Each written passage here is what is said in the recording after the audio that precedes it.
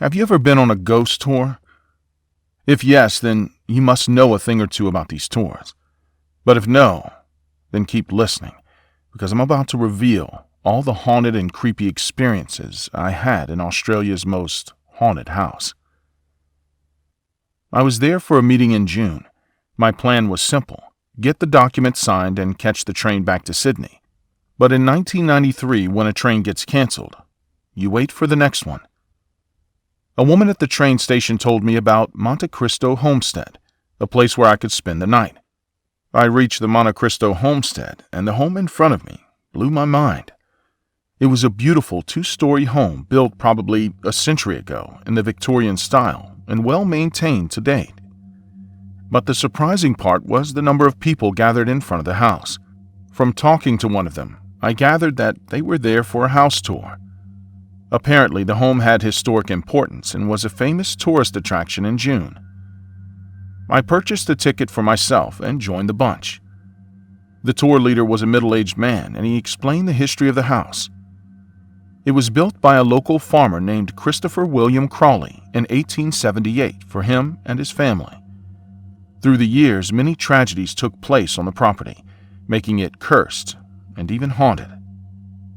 As the tour proceeded, it became clear to me that it wasn't a normal house tour. Rather, it was a ghost tour. I wasn't a believer in ghosts, but all the people around me seemed excited at the prospect of having a paranormal experience. But as the tour proceeded, I saw nothing but an old house, which had seen and heard too much, that was a victim of unfortunate circumstances. The tour came to an end, and none of us had seen anything beyond a startled mouse in one of the rooms. As all the tourists were leaving, crestfallen, I asked the tour guide about living arrangements. He looked baffled that I wanted to rent a room for the night in the homestead after hearing all the misfortune that had took place there. I don't believe in ghosts, sir, and I'd really like to experience living in this home for a night. As you wish. The man nodded and guided me to a room upstairs. This'll be a room for the night. I just marveled at how beautiful my room was. It was a master bedroom with a king bed and a French window overlooking the entire town of Junee. I was fresh out of the shower when there was a knock at the door. It was 8:45, so it was dinner time. I opened the door only to find no one standing there. Mr. Heather? I called out, but there was no sign of anyone in the hallway. Annoyed, I got dressed and strolled downstairs to find Mr. Heather setting the plates. Were you at my door a moment ago, sir? He looked confused and shook his head. Weird. I muttered under my breath and sat at the table. After the elaborate dinner, Mr. Heather spoke. Sir, it's my time to go back home. If you need anything, there's a telephone down at the reception. My number's on the board. You can just give me a ring. With that, Mr. Heather left. I could see him walk away through my window. That's when I heard a second knock. I yanked open the door, but found no one there. Instead, I heard children giggling down the hall. Maybe other guests had their kids with them, and now they were messing with me. I closed my door and decided to do some light reading before bed. But just as I lay in my bed and pulled the sheets up, the lights went out. I wasn't scared or anything, I was just pissed. I wanted to call Mr. Heather right away, but I stopped as I heard footsteps outside my door. Were the other guests about to call him too? I opened my door only to find no one in the hallway.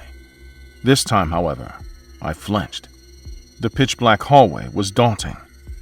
But when I looked into my room, I saw myself sitting on the bed. I shrieked. My entire body trembled. I ran into the hallway and started banging on the doors, only to find every door unlocked and the rooms empty inside. There were no other guests in the homestead apart from me. I scrambled down the stairs and ended up in the dining hall. There were candles lit down there, and a woman who looked too old was sitting by the table eating food. The second she looked up at me, all I saw was her decaying face. My heart was about to give out.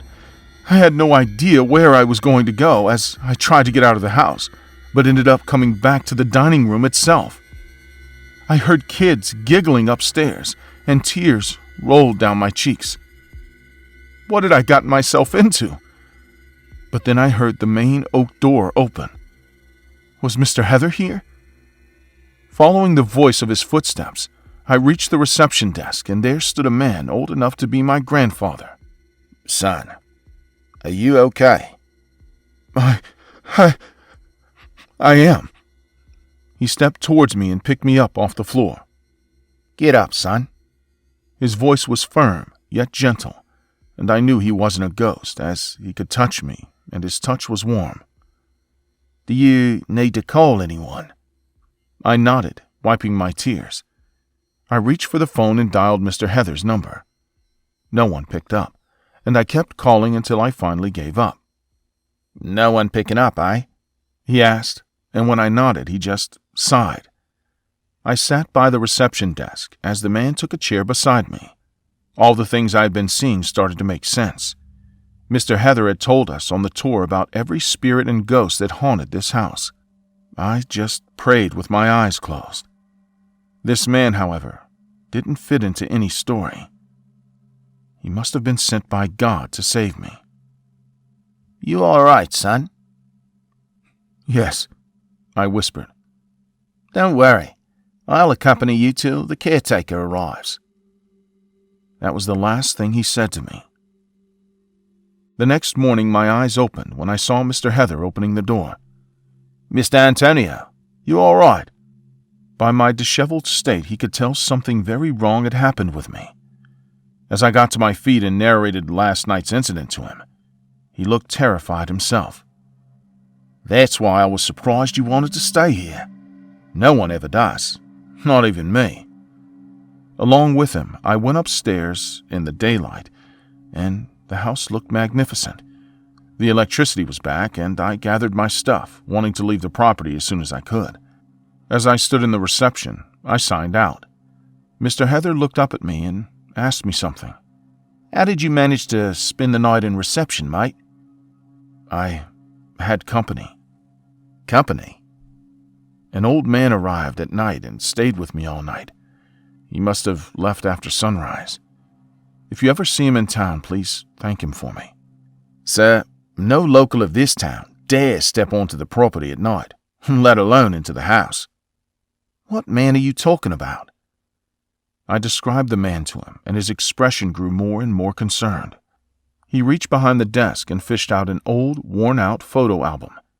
On top of it, in gold, were the inscriptions, Crawley family, and there on the first page was a photo of a very familiar face. The old man who had helped save me. Below his grainy picture were the words, Christopher William Crawley. It was him! I could manage to say before I bolted out the door and never looked back. Even almost 3 decades later, that night gives me chills, and I'm left with more questions than answers. I still don't know why he saved me. Do you have a theory on why he would have done that? Hello, I'm Emma. I'm a person from a normal family. Me and my family live in the neighborhood where I was born, close to my job and my husband's job, and away from the hustle and bustle of the city. He and I have 2 daughters, who are now in their teens. They're 2 very happy girls who haven't had a single shock in their lives, or at least none that they can remember. What I'm going to tell you now is something that happened several years ago, and I still can't get over it. And I don't think I ever will. At that time, we lived in the city. My husband and I worked a lot, so the girls had to stay with different babysitters that we had over the months. It always struck me that all the nannies quit. It always said that my daughters were not the problem, but there was something in the house that made them feel bad. Something I never noticed, but when the 3rd nanny quit, I started to worry. Ellie was the older sister, and every time we asked her what was wrong, she said she didn't understand what the nannies were seeing or feeling. Nothing was wrong with her. Rosie, on the other hand, didn't say anything about it when my husband or I brought it up. She would just look down and change the subject to talk to Ellie about something else.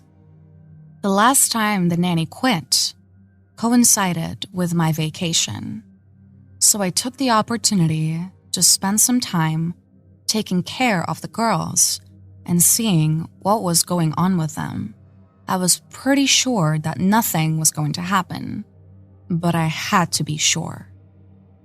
My husband was always a bit more of a believer than I was, so I wasn't sure if that was a good idea.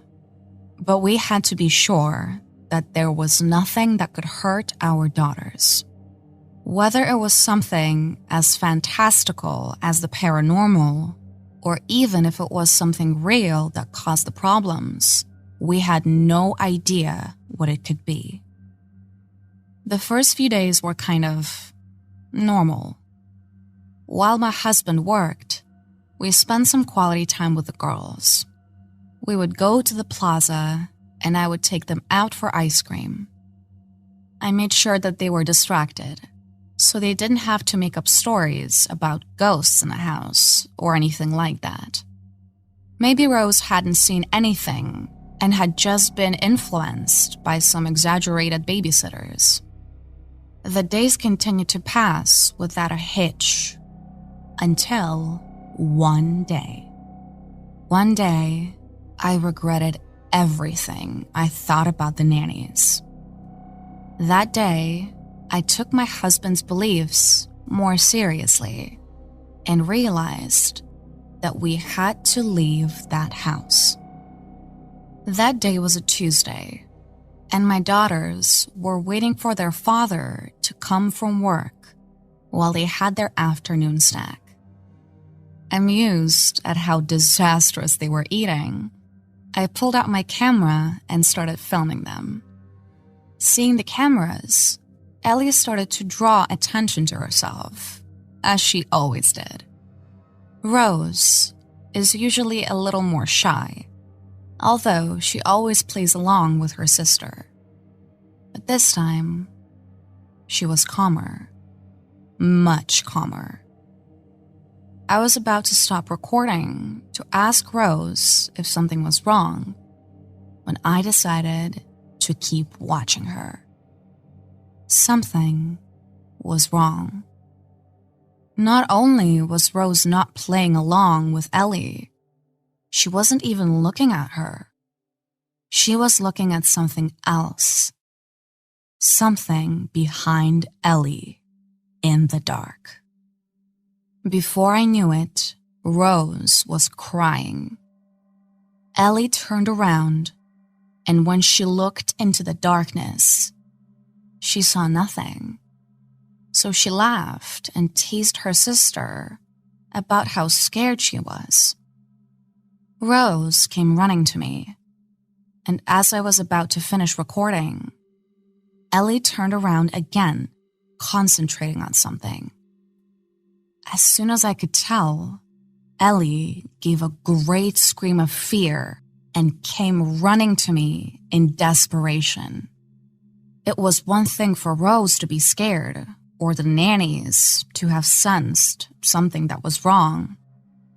But Ellie went from taunting her sister to screaming in terror, as I had never seen her scream before in her life. I turned off the camera and asked the girls to stay where they were. I had to make sure nothing bad was happening.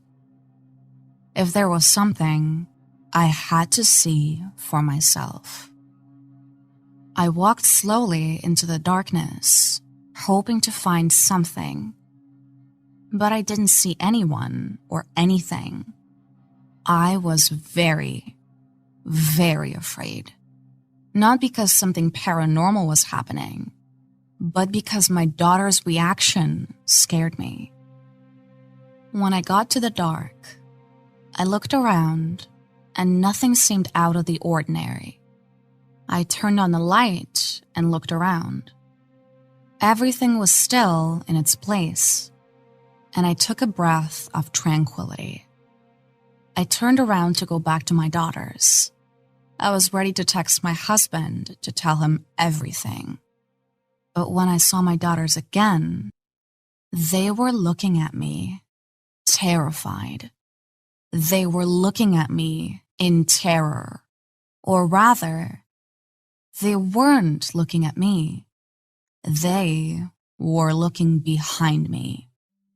When I turned around one more time, the lights were off. Had I turned off the lights? At what point did they go out? I was convinced that I just turned around and walked away. In the middle of my thoughts, a wave of cold invaded my whole body, and I saw something in the darkness. It was eyes. Terrifying eyes were staring at me from the darkness. I tried to turn on the light again to see if I was wrong, but the light wouldn't turn on. The eyes started to get closer and closer.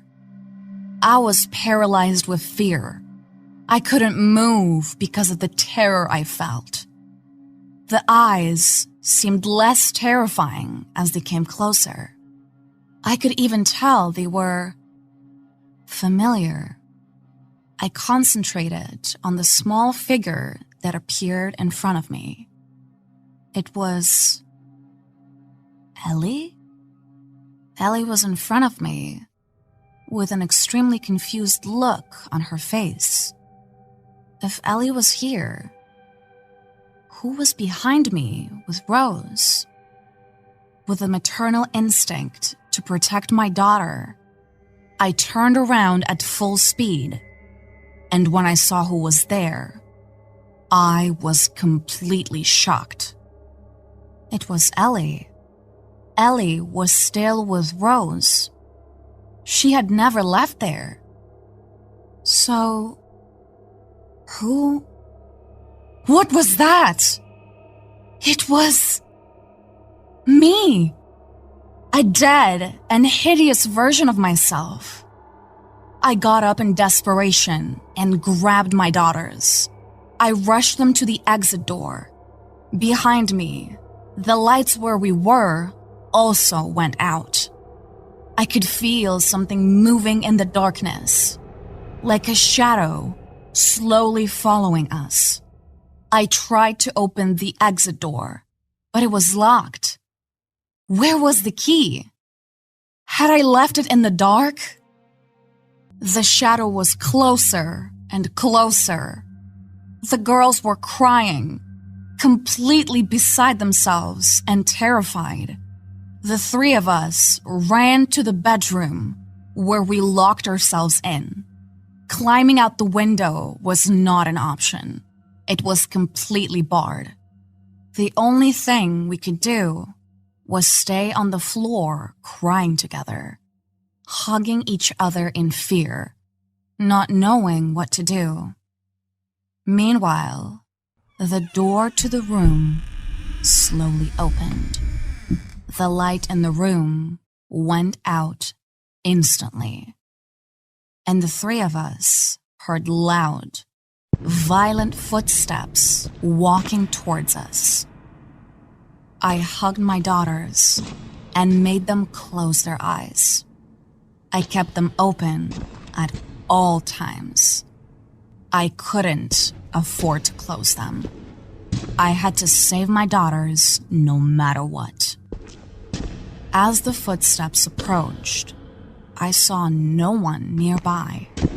They were just footsteps coming slowly towards me. When the footsteps were in front of me, I didn't know what could happen. I just hugged my daughters. After a few seconds, I started to feel something on my face. Whatever it was, it slowly moved and let go of me.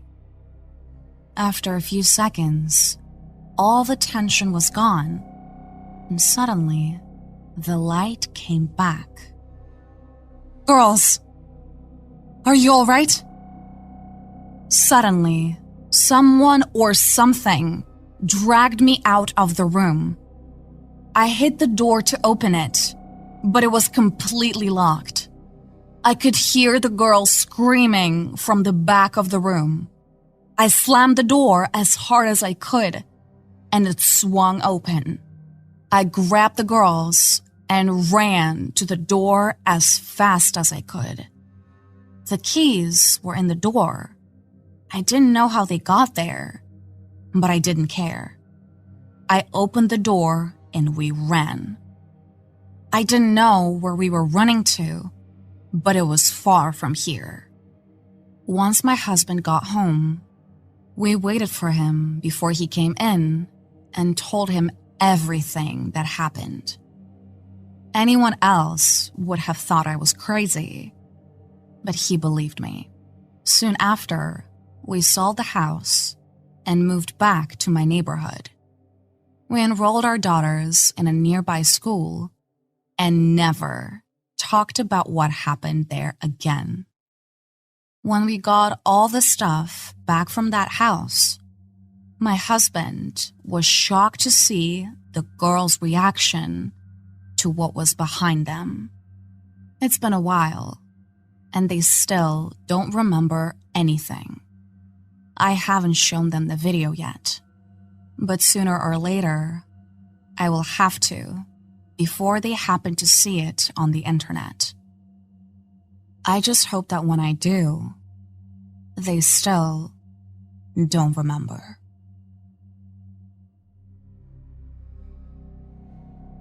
It all happened on a Tuesday night. The phone rang just as I was about to crack open a beer and sit down on the couch. I wasn't expecting any calls, much less from the cemetery where I worked. I'll tell you the truth. I hated that job, but it paid well and someone had to do it. It didn't have bad hours and, well, someone had to do it. Anyway, on the other end of the line was my boss in a tense, hurried tone of voice. Richard had an accident on the way to the cemetery. He's unconscious and in the hospital. I need you to cover his shift tonight. I didn't have much choice. I was mad as hell, but I agreed, cursing under my breath. I got dressed and drove to the cemetery. It was a quiet, cold night. I had already been cold all weekend and had only been able to rest on Monday. The last thing I needed was to work 3 or 4 days a week. I arrived at the cemetery and found everything quiet, as usual. I checked the security checkpoint, picked up the flashlight and the radio, and started my shift. I walked along the paths, passing by rows in disrepair. It was funny how many people could be afraid of the place. Once you get used to it, it is kind of monotonous. As you can imagine, it wasn't my first time working nights. In fact, it was almost the only shift I ever worked. Every night was really boring, and this one was no exception. After a couple of hours doing rounds, the routine had started to lull me to sleep. Everything was so quiet and predictable that I almost wished something would break the calm. But when something finally happened, I knew I had wished for the wrong thing. On one of the laps around the perimeter of the cemetery, I saw something that shouldn't be there. In the background, in an area that was rarely visited, there was a reddish glow. At first, I thought someone was setting a fire, perhaps a group of gothic teenagers trying to perform some small ritual. This happened more than you'd think. All I had to do was shine a flashlight on them and they'd run away. But as I got closer, I realized that this was much worse. A group of hooded people were gathered around a fire. These were not teenagers, and the group was quite large. What I saw next made my blood run cold. They were digging up a corpse. The movements were methodical, as if they had done this many times before. At that moment, I realized I was really in danger. I pulled out my phone with trembling hands and recorded the scene. My heart was pounding in my ears as I sent the video to my boss, not thinking too hard about what I was doing. Fear began to grip me. I knew I couldn't just stand there watching what they were doing. I needed to hide somewhere safe and call the police. I ran carefully to my sentry box, but as I was about to enter, I saw something that paralyzed me. 2 of those hooded men were in front of the sentry box, going through my belongings. They were moving calmly, but seemed confused about something. That's when I realized something. Until then, they didn't expect to find my things. They were realizing that I was in the cemetery. I felt a shiver run down my spine. I couldn't go back there. Those guys were waiting for me. I decided to flee to the back door, a seldom used access that hardly anyone knew about. It was my only way out. I ran with my heart in my throat, keeping to the shadows, praying they wouldn't see me. But when I reached the back door, I saw that it was covered by 2 other hooded men. They were vigilant, watching for any movement. I hid behind a nearby sarcophagus, trying to control my breathing. Adrenaline was hitting me hard, and I could barely think straight. I was trapped. There was no way out. Then a flashlight moved in my direction, illuminating my hiding place. They had found me. I didn't think, I just reacted. I jumped up and ran, ramming the man with the flashlight. After that, I just kept running, not knowing where to, just panicking. The hooded men were shouting something, but I didn't stop to listen. I heard their footsteps behind me. They were chasing me. Desperation gave me speed, but I knew I couldn't run forever. I saw the cemetery wall in the distance. This was the lowest wall, but it was still quite high. If I could reach it, I could jump over it and escape, and I ran with all my strength. If I didn't make this jump, I would die. When I reached the wall, I jumped and managed to catch myself with my hands on the edge, but I didn't have enough momentum to go up. I felt a hand grab my ankle and pull me down. I screamed, kicking hard, trying to break free, but more hands joined in, and in an instant, I was on the ground, surrounded. I tried to struggle, to strike, but there were too many of them. I felt several blows on my head and the rest of my body. I began to scream in desperation, and one of them covered my mouth while the rest of them dragged me through the cemetery. Before I knew it, the hooded men had taken me to the center of their ritual. The air was permeated with the acrid smell of smoke and, worse, something putrid. I looked around, dazed, and saw the leader of the cult. His face was hidden under a black hood, but they were clearly staring at me. I was bound hand and foot, unable to resist. I was weak, confused, scared. They led me to an open sarcophagus, and when I saw it, I felt my stomach turn. Inside was a corpse in an advanced state of decomposition. Flesh hung in shreds from the bones, and the stench was unbearable. Before I could react, I was thrown into the sarcophagus next to the corpse. I felt its cold, wet flesh against my skin. I couldn't scream, and I tried not to vomit as I had tape on my mouth, but the smell was too strong and too foul. I knew the smell could be worse, but since they had opened the sarcophagus much earlier, the concentrated smell was gone. That was the only thing that saved me that night from vomiting and choking. Anyway, at that moment, I thought I was dead. I tried to escape, but it was useless. They closed the sarcophagus and began to pour earth over it. The darkness enveloped me completely, and all I could do was try to scream and cry as they buried me alive next to that corpse. Time passed, and I was squeezed, feeling the spaces getting smaller and smaller, understanding that soon I would run out of air or die in this small space. I don't know how much time passed. The silence was absolute, except for my gasping breaths and the sobs I could not contain.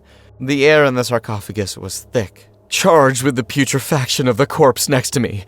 Despair was taking me, and every second that passed brought me closer to madness. Then, suddenly, the sound of the earth falling on the sarcophagus ceased. The voices outside died away, leaving a sepulchral silence. I banged my head on the lid, screaming for help, though I knew no one would hear me. But, against all odds, the lid began to lift. Light and fresh air entered the sarcophagus as I saw the faces of the policemen and my boss. I felt a huge relief, so much so that I almost fainted. As soon as he woke up and saw the message, my boss called the police, who arrived just in time. The hooded men fled out the back door as soon as they heard the sirens. I was rushed to the hospital immediately. Part of me still thought I was dreaming. I was still with the corpse and was going completely crazy, but after a while, I could understand that it was all over. After much discovery and questioning by the police, Richard, the man I covered his shift for, told me what had really happened. He was part of that cult, and he let them into the cemetery during his shifts to perform their rituals. Everything was planned for that night, but his accident ruined everything. He couldn't let them know he wouldn't be there, and that's why they found me. That night, I was supposed to die.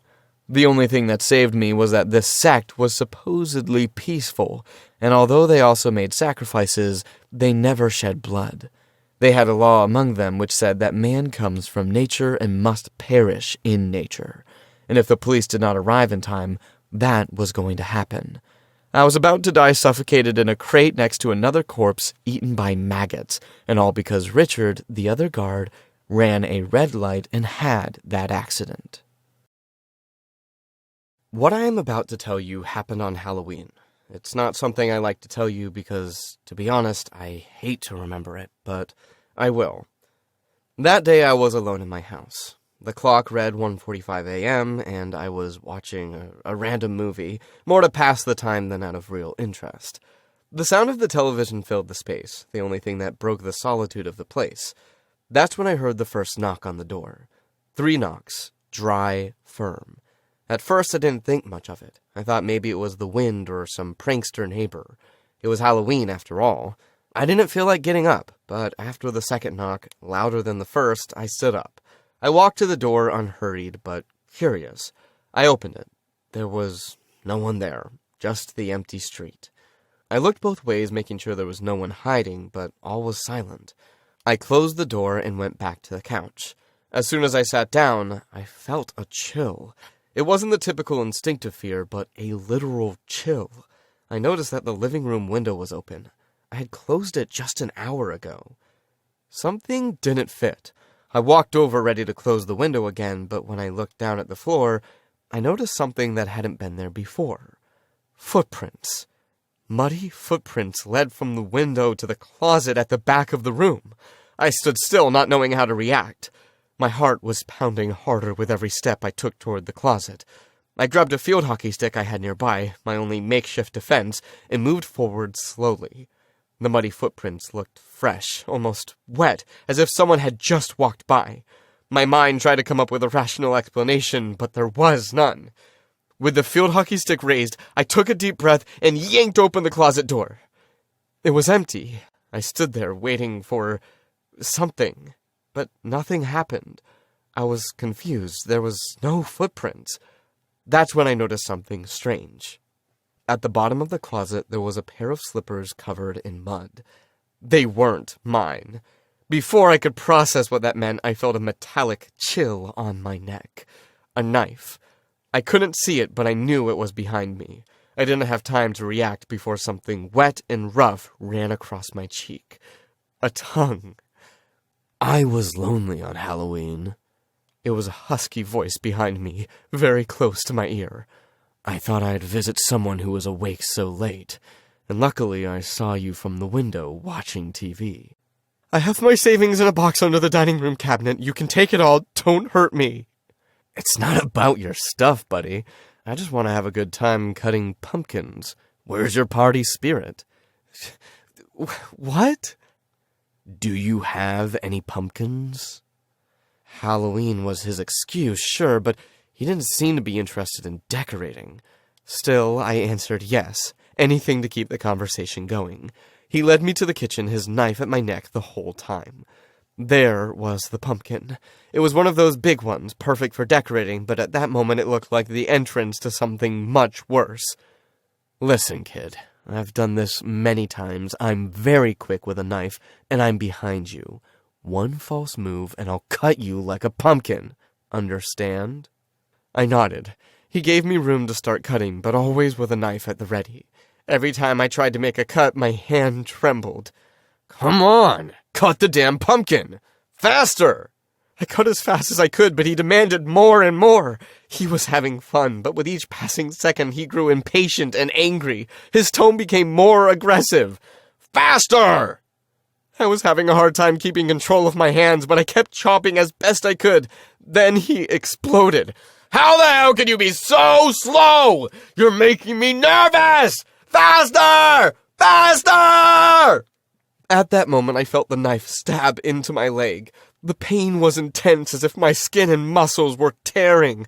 I released the knife from the ground and doubled over in pain. I didn't know if I was going to survive that night. The blow was unexpected, but it had also knocked the psychopath off balance. His knife was stuck in my leg, and even though mine had fallen out from the surprise, I could still do something to defend myself. Without thinking, I turned around and punched him in the face. The impact gave me a chance to move. Limping, I ran down the hallway, hearing his footsteps behind me, but not as fast as I had hoped. I had lost some balance after the blow. As I tried to move forward, I prayed that I had forgotten to lock the front door, which happened to me quite often. I made a last-ditch effort trying to get to the door. When I got there, I almost cried. It was locked. There was no time to look for it. The pain in my leg was unbearable, but I couldn't let it get to me. That hurt! His voice sounded amused, as if the pain made him happier. But you broke the rules, so we won't play anymore. I thought that after saying that he would throw himself at me, but instead, he didn't move. I knew he was stalking me, waiting for me to make a mistake. I stood still for a second, listening. There were no footsteps, nothing. He was hiding, waiting for me to give up or attempt a desperate escape. I looked around for the key until I found it on the table. I was about to open it, but I realized something. The lock was listening intently to what I would do. If I tried to open the door, he would jump at me the moment I tried to turn the key. Without thinking too hard, I did something that could have cost me my life. I threw the key into the door. The sound of the key hitting the floor was enough. I watched as his figure darted from his hiding place toward the door, trying to stop what he thought was my escape. I took advantage of the distraction. With all the pain in my leg, I ran for the window. The adrenaline made the pain take a backseat. I clumsily opened the window, barely managing to open it wide enough to get out. Furious and realizing the deception, he ran in my direction, but not fast enough. I fell to the ground, hitting hard. My leg failed me, but I still crawled away from the house. I looked back as he reached the window, furious and disappointed. From my neighbor's house, I called the police. I could barely speak. The adrenaline was dropping and the pain was coming back in full force. I had no choice but to wait for them to arrive, eyes fixed on my house, expecting to see him leave at any moment. The police arrived quickly. They entered the house while I tried to remain calm, but when they came out, they looked at me with a frustrated expression. The man was already gone. The man who had tortured me, the knife, the muddy footprints, everything was gone. I was taken to the hospital where I was told it was a miracle that the cut on my leg had not been worse. Everyone underestimates a knife in the leg, but if it went through the wrong place, I could have died. In fact, with this cut, I almost bled to death. I was lucky that the neighbor had covered the wound. Several days passed. My leg wound was healing, although I was still limping. I was trying to get back to normal, although I slept poorly and avoided the living room window. I kept telling myself that everything was fine, that the worst was over. Then, one day, when I opened the door of my house, I found something on the threshold. A decoded pumpkin. I knew whose it was.